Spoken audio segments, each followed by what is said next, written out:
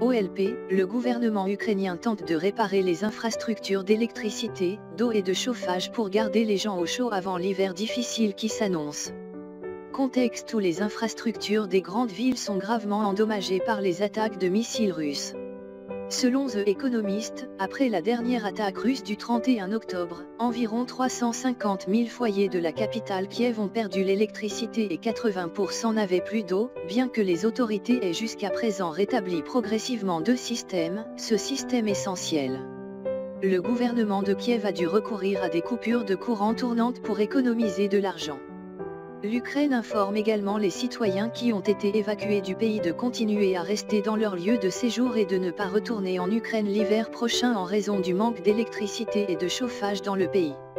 Écrivant sur le réseau social Telegram, le maire de la capitale de Kiev, Vitaly Klitschko, a déclaré que le gouvernement de la ville envisageait de nombreux scénarios différents en fonction de l'étendue des dommages à l'infrastructure.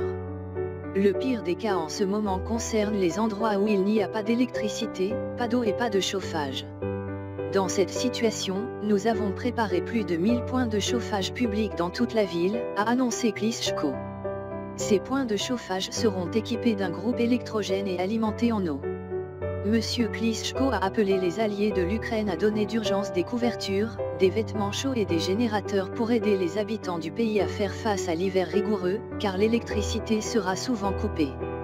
Certaines régions d'Ukraine pourraient connaître des températures allant jusqu'à -20 degrés Celsius dans un proche avenir, selon l'agence météorologique du pays.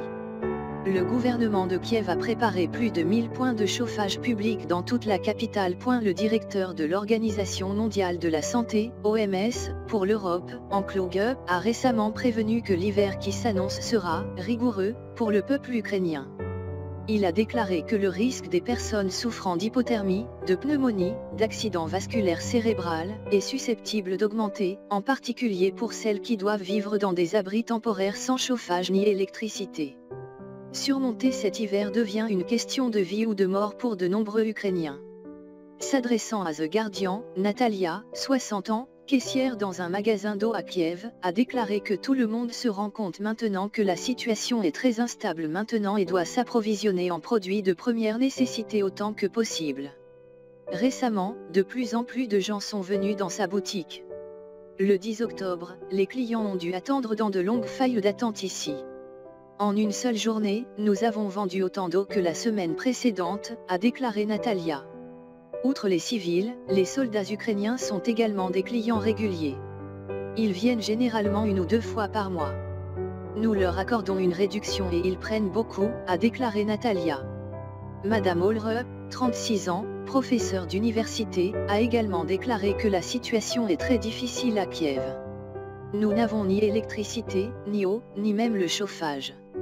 Nous devons utiliser des bougies et des lumières le soir en cas de panne de courant, a déclaré Olre, ajoutant qu'elle devait se limiter à utiliser des appareils de grande capacité pour aider à soulager la pression sur le réseau électrique de la ville et qu'elle devait souvent faire la queue pour obtenir de l'eau. L'université où Olre travaille a dû utiliser des générateurs temporaires pour surmonter les pannes de courant. Mais les groupes électrogènes ne fonctionnent pas toujours, il faut parfois étudier en l'absence de lumière, selon Olre. Anton Sevrukov, 47 ans, vit à Kiev avec sa mère handicapée qui ne peut pas se déplacer. Il a partagé que parce qu'il n'y avait ni électricité ni eau, prendre soin de sa mère était très difficile.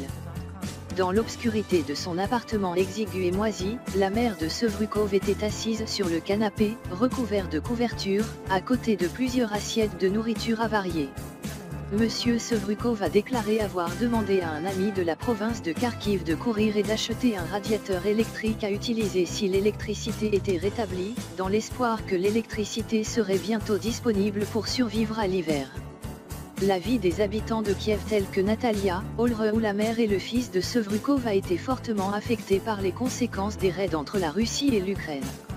La température actuelle à Kiev n'a pas chuté aussi profondément que l'hiver et les gens peuvent encore le gérer quelque peu, mais de novembre à mars de l'année prochaine, la situation pourrait devenir plus difficile lorsque la température tombera au point de congélation.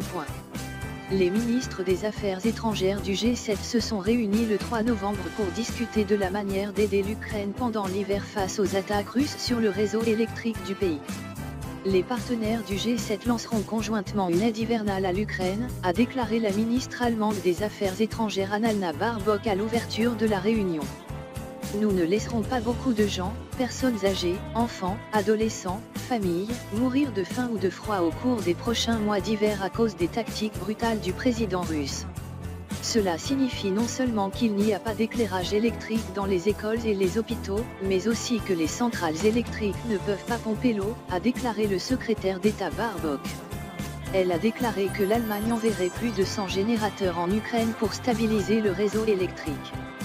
Nous fournirons également des radiateurs, des pompes, des toilettes, des lits, des couvertures et des tentes, a-t-elle déclaré, ajoutant que d'autres pays ont également promis leur soutien. L'aide conjointe au cours de l'hiver sera coordonnée par les partenaires du G7, a-t-elle déclaré.